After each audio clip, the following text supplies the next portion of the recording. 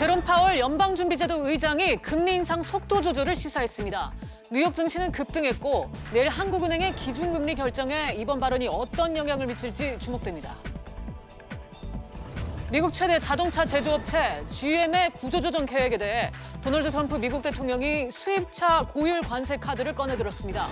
폭탄 관세 현실화 가능성에 전 세계 주요 자동차 업계의 우려가 커지고 있습니다. 앞으로 해외 사업장의 25%만 축소해도 국내 유턴 기업으로 인정됩니다. 이런 유턴 기업에서 늘어난 일자리 하나당 30만 원에서 60만 원이 지원됩니다. 내년 2월부터 미세먼지가 심한 날 매연이 많이 나오는 노후 경유차를 몰다 적발되면 10만 원의 과태료가 부과됩니다. 정부는 다음 주부터 대상 차량 269만 대의 해당 여부를 통보할 예정입니다. 이상 이 시각 주요 뉴스입니다. 한국은행의 금융통화위원회를 하루 앞두고 오늘 미국에서 금리와 관련한 의미심장한 언급이 나왔습니다. 발언의 당사자가 제롬 파월 미국 연준 의장이기 때문에 더 무게감이 실리고 있는데요. 보도국 연결해 파월 의장이 무슨 얘기를 했는지 또 향후 금리 정책과 관련해서 시사하는 점은 뭔지 알아보겠습니다. 임종윤 기자. 네, 보도국입니다. 네, 일단 파월 의장 발언부터 들어보죠. 뭐라고 했습니까? 파월 의장이 한 문제 발언은 현재 미국의 기준금리 수준이 중립금리 바로 밑이라고 한 요 표현입니다. 중립금리라는 말을 들으시니까 좀 낯서실 텐데요.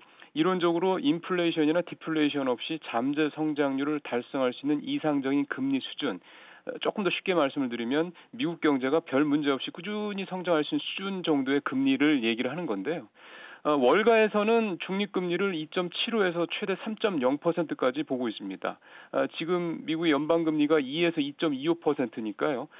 최소도 0.75%포인트 정도 차이가 난다 이렇게 보시면 되겠습니다. 네. 그런데 파월 의장이 중립금리 바로 밑이라고 한 발언, 이게 왜 의미심장하다는 건가요? 그 바로 밑이라고 하는 그 단어 때문에 그런데요. 그러니까 상식적인 수준에서 우리가 좀 생각을 해보면 바로 밑이라는 표현은 직전 정도의 수준이다 이렇게 해석을 할 수 있는데요. 이렇게 된다고 그러면 파월 의장의 발언은 지금 미국의 연방금리가 미국의 중립금리 수준에 거의 가까이 왔다 이렇게 해석을 해볼 수 있다는 겁니다. 그러니 그동안 연준이 진행해온 금리 인상 행진도 이제 거의 마무리되고 있다라는 해석을 할 수가 있다는 거죠. 오늘 뉴욕 시장이 2% 넘게 급등했던 이유도 바로 여기에 있다라는 게 월가의 분석입니다. 네, 연준은 당장 다음 달 금리를 결정해야 하죠. 그렇습니다. 우리가 내일 이제 기준금리 결정을 이제 하는 금융통화 열리지 않습니까? 미국은 이제 다음 달에 올해 마지막 이제 기준금리 결정을 하는 공개시장위원회가 열리는데요. 잘 아시는 것처럼 올 연초에 전임 의장이었던 제닛 옐런 의장, 그다음에 바로 새 의장이 된 파월 의장 모두 올해 4차례 정도의 금리 인상이 있을 것이다라는 점을 강력하게 시사해 왔습니다. 뭐 아시는 것처럼 이미 3차례 금리가 올랐죠. 다음 달에도 금리가 오르면 실제 4번이 금리가 오르게 되는 셈입니다.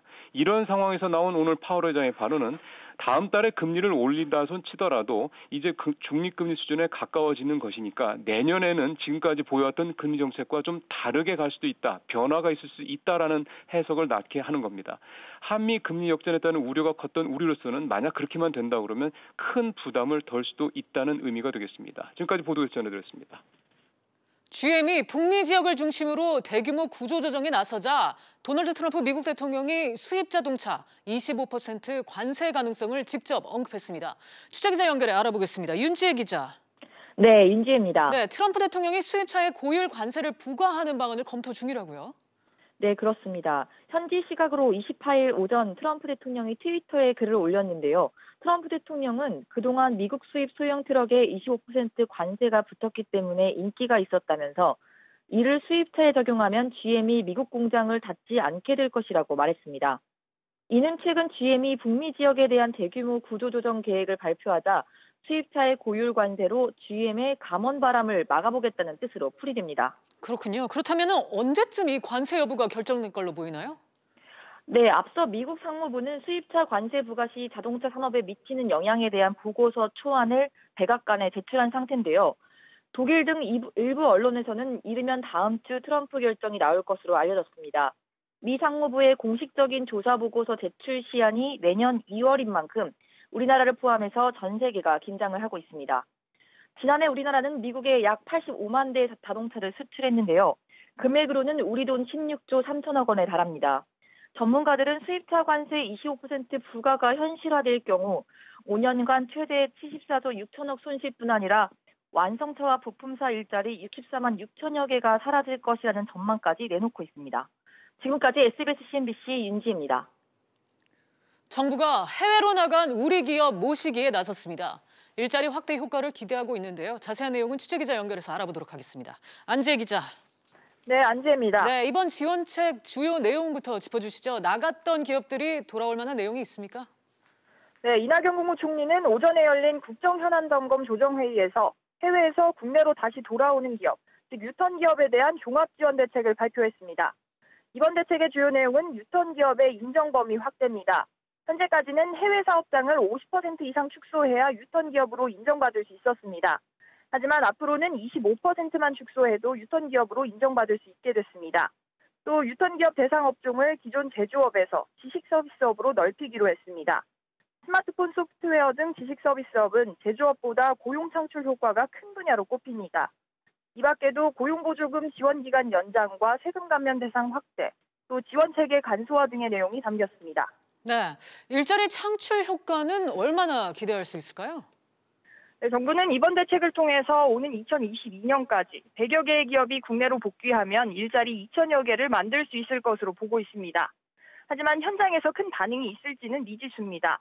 우선 유턴법이 처음 시행된 2013년 이후 지난 5년 동안 실제 국내로 돌아온 기업은 51곳에 불과합니다.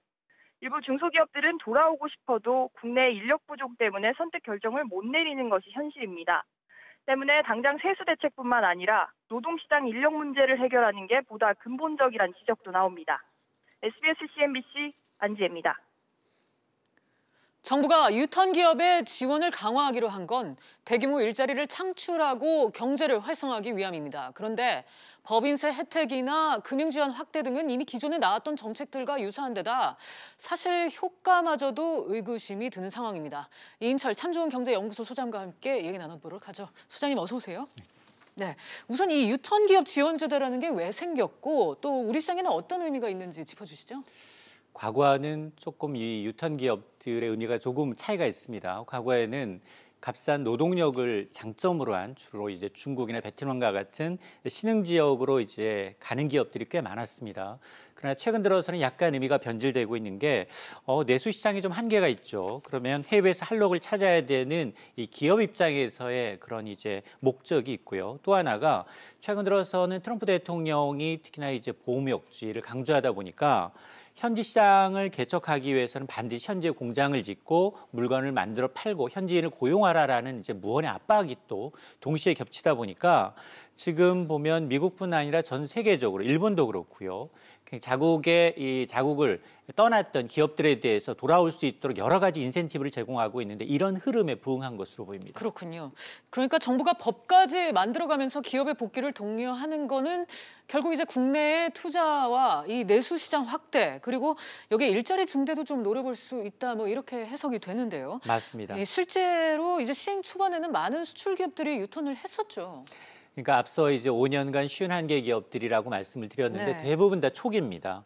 근데 초기에 우리가 계속해서 어떤 인센티브를 제공하면서 유치는 했는데 대부분 중소기업에 초점이 맞춰져 있었고 입지며 뭐 관세며 법인세를 깎아주는데 초기 일회성 이제 지원에 국한되다 보니까 정말 와 보니까 나라에 기업하기 좋은 환경이 아니네라고 이제 묻고 있는 겁니다. 그러다 보니까 실질적으로 최근 들어서는 보면 굉장히 좀 뜸하다. 특히나 이제 우리가 세계적인 글로벌 어떤 세제 혜택과는 조금 역행하고 있는 부분들이 이제 밝혀지다 보니까 오히려 온 기업들조차도 나가고 싶어하는 실정입니다. 네, 그런데 지금은 사실상 기업들의 복귀를 기대하기는 쉽지 않은 상황입니다. 한 조사를 살펴보면 해외 투자를 하고 있는 이제 우리 기업 중에서 국내 복귀를 고려하는 기업 단 1.3%에 그친 걸로 나타났거든요. 맞습니다. 이제 한국경제연구원이 해외 사업장을 두고 있는 이 150개 기업을 조사해 보니까 국내 복귀를 고려하고 있다라는 답변은 단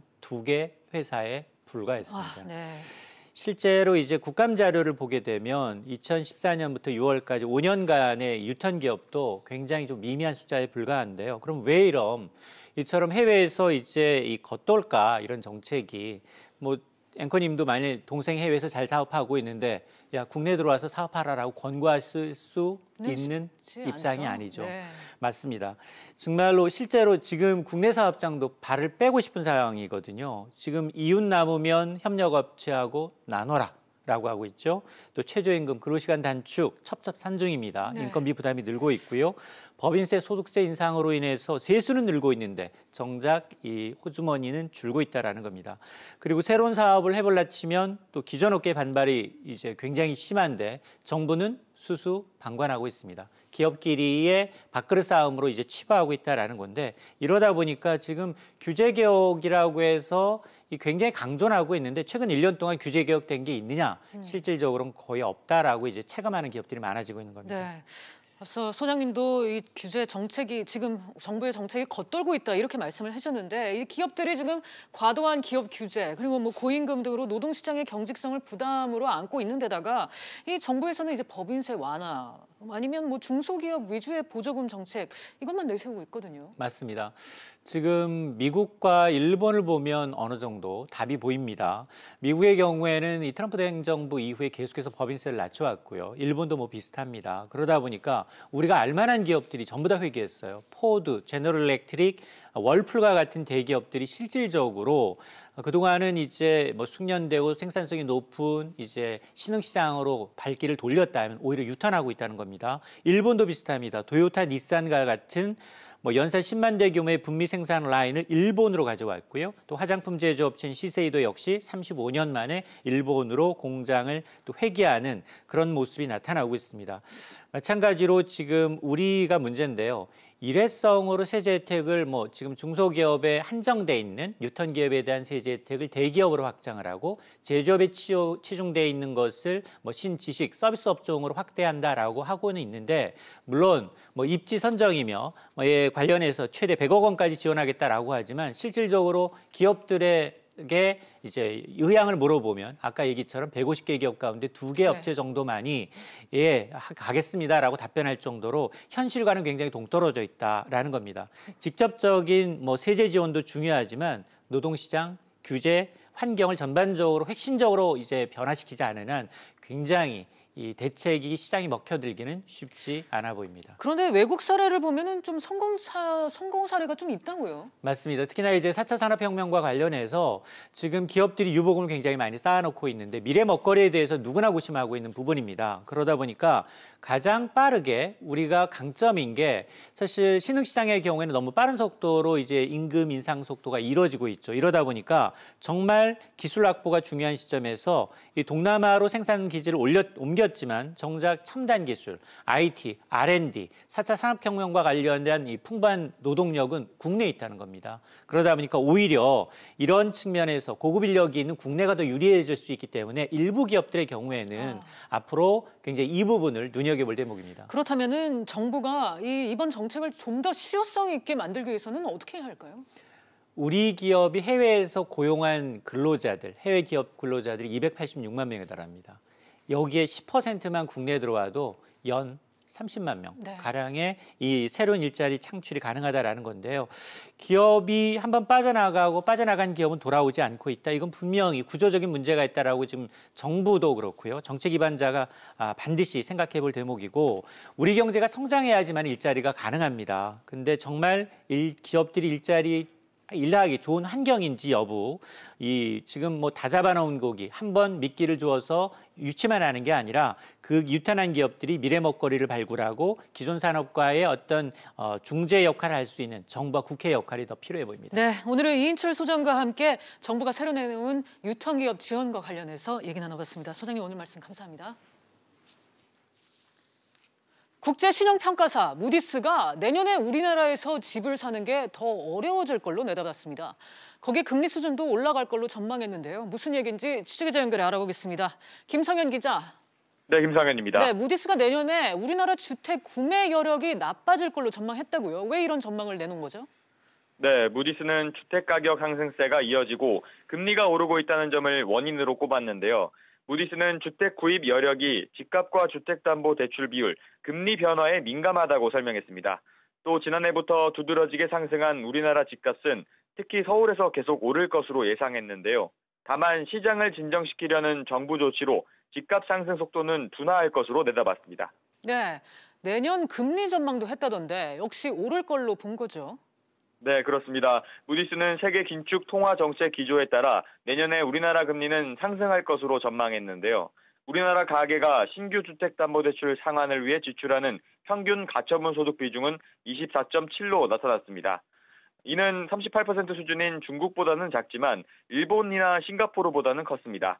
특히 서울 거주자는 우리나라 전국 평균보다 높은 수준인 가처분 소득의 29%를 주택담보대출 상환에 써야 한다고 무디스는 계산했습니다. 무디스는 중국과 싱가포르, 일본은 내년에 주택 구매 여력이 대체로 안정적인 수준을 유지할 것으로 전망했습니다. 지금까지 SBS CNBC 김성현입니다. 김동연 경제부총리가 신용평가사 피치 대표를 만나 한국 경제의 긍정적인 요소를 국가 신용등급에 반영해달라고 요청했습니다. 김 부총리는 피치가 한국 신용등급을 AA-로 책정한 2012년과 비교해 한국 경제의 지정학적 위험과 대내외 건전성이 현격히 개선됐다고 강조했습니다. 삼성전자가 연구개발 투자를 세계에서 4번째로 많이 한 걸로 집계됐습니다. 컨설팅 업체 프라이스워터하우스쿠퍼스는 세계 1000대 기업 R&D 투자 순위에서 아마존과 구글, 알파벳, 그리고 폭스바겐에 이어 삼성전자가 4위였다고 밝혔습니다. 한국거래소가 삼성바이오로직스의 상장 폐지 여부를 다음 달 기업심사위원회에서 심의할 계획인 걸로 전해졌습니다. 심사위원회는 이르면 다음 달 열릴 걸로 보이며 삼성바이오의 심사위원회 개최가 통보되는 날부터 20거래일 이내에 상폐 여부 결론이 나오게 됩니다. 셀트리온은 미국 식품의약국 FDA가 바이오시밀러 트룩시마 판매를 허가했다고 밝혔습니다. 셀트리온은 혈액암 치료제 맙테라의 복제약 중에서 트룩시마가 처음 FDA 허가를 받아 시장 선점 효과를 기대했습니다. 서울중앙지법은 중국 속 니켈이 검출된 얼음 정수기 소비자에게 100만 원씩을 배상하라고 판결했습니다. 2016년 코웨이 얼음 정수기 3개 제품에서 니켈 조각이 검출됐다는 사실이 알려지자 일부 소비자들이 1인당 250만 원의 손해배상 청구 소송을 제기했습니다. 노조 지위를 인정해달라며 파업을 벌였던 택배노조가 파업을 끝내고 오늘부터 배송 업무를 다시 시작했습니다.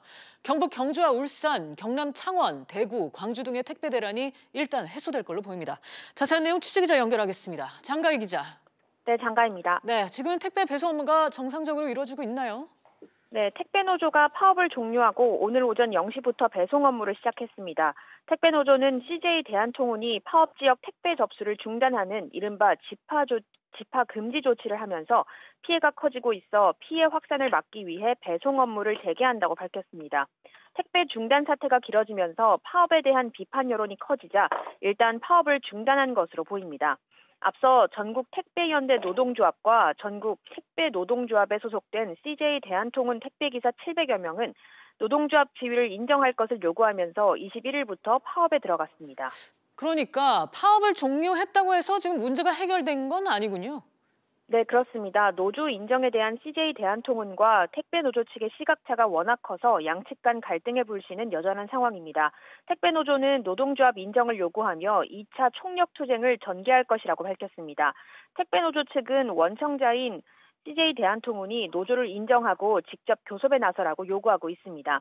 택배기사는 학습지 교사처럼 겉으로는 근로자처럼 보이지만 회사와 근로계약이 아닌 위임계약을 맺는 특수 형태의 고용자입니다. 이에 대해 고용노동부는 지난해 11월 택배기사를 근로자로 해석할 여지가 있다며 택배노조 설립 신고를 받아줬습니다. CJ 대한통운은 택배기사는 근로자가 아닌 사업자라며 행정소송을 낸 상태입니다. 또한 택배기사의 계약 상대가 대리점인 만큼 본사는 교섭 대상이 아니라는 입장입니다. 지금까지 SBS CNBC 장가입니다. 내년 2월부턴 미세먼지가 심한 날에 매연이 많이 나오는 차를 몰다 적발되면 10만 원의 과태료가 부과됩니다.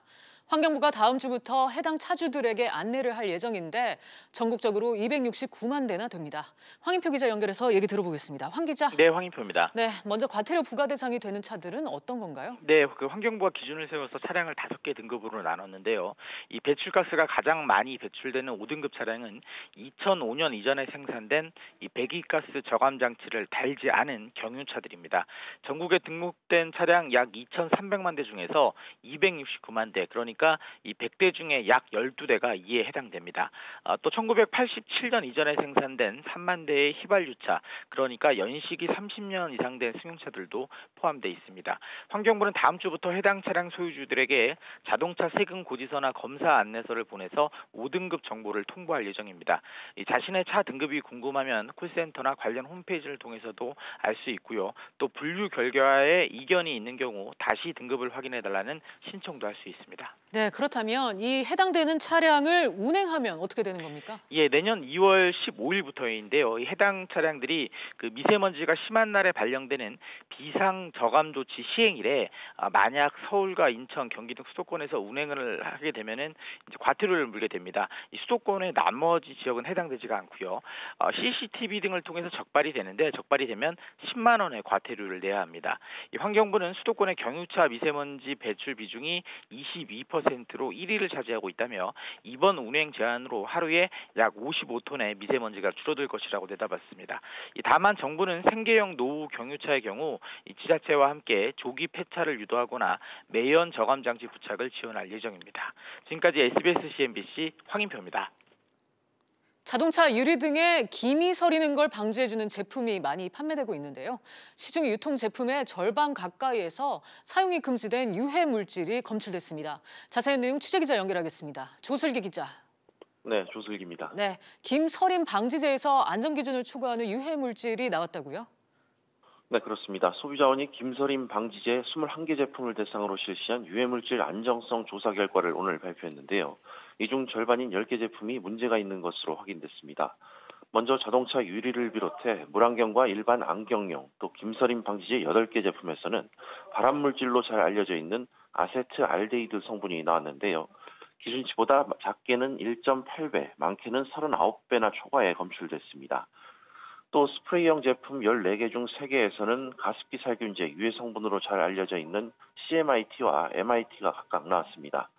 CMIT는 최소 1.2mg에서 최대 14.5mg, MIT는 최소 1.0mg에서 최대 7.45mg이 검출돼 안전기준을 충족하지 못했습니다. 또 2개 제품에서는 메탄올이 각각 2.5%씩 검출됐는데 안전 기준이 없어 메탄올 함량 기준을 마련할 필요가 있다고 소비자원은 지적했습니다. 네, 이렇게 유해 물질이 초과 검출됐는데도 제대로 된 표시도 돼 있지 않았다고요? 네, CMIT와 MIT 같은 유해 물질은 피부 발진이나 알레르기를 유발할 수 있습니다. 또 메탄올의 경우 흡입 시 기침과 호흡곤란, 또 두통을, 아세트알데히드의 경우 구토와 통증이 발생합니다. 하지만 조사 대상 김서림 방지제 21개 제품 중 12개 제품이 안전 기준을 준수했음을 나타내는 자가 점검 표시를 안 했습니다. 소비자원은 이 김서림 방지제 제조 수입업자들에게 현재 판매 중지와 회수 등 시정을 공고한 상태고요. 아울러 환경부에는 김서림 방지제 표시 관리와 감독 강화를 요구하고 메탄올 안전 기준 마련도 요청할 계획입니다. 지금까지 SBS CNBC 조슬기입니다. 이 시각 증시 상황 함께 살펴보시죠. 제롬 파월 의장의 비둘기파족 발언이 나오면서 국내 증시가 좋은 흐름 가져가고 있습니다. 코스피 0.6% 상승해서 2100선에서 거래가 되고 있고요. 코스닥 역시 0.76% 상승해서 705선에서 지금 거래가 되고 있는 모습입니다. 오늘장 가장 특징주들 살펴보시겠습니다. 우선 셀트리온이 가장 이슈가 되고 있습니다. 셀트리온 지금 미국 식품의약품 FDA로부터 바이로시밀러 트룩시마를 허가받았다는 소식이 들리면서 셀트리온뿐만 아니라 셀트리온 헬스케어까지도 상승세 보이고 있습니다. 셀트리온 3% 상승해서 24만 4천 원에 거래가 되고 있습니다. 지금 LG 역시 상승세 보이고 있는데요. 주요 계열사 정기 임원 인사를 발표하면서 외부 인사를 좀 수혈하고 있다는 소식이 들리면서 LG 역시 상승세 보이고 있습니다. 이어서 마지막으로 코웨이 보시겠습니다. 코웨이 같은 경우에는 이 니켈이 검출된 얼음 정수기를 산 소비자들에게 100만 원씩을 배상하라는 판결이 나오면서 코웨이 현재 좀 떨어져서 1% 떨어져서 76,700원에 거래가 되고 있습니다. 지금까지 증시 상황 알려드렸습니다. 오늘 저희가 준비한 내용은 여기까지입니다. 시청해주신 여러분 고맙습니다.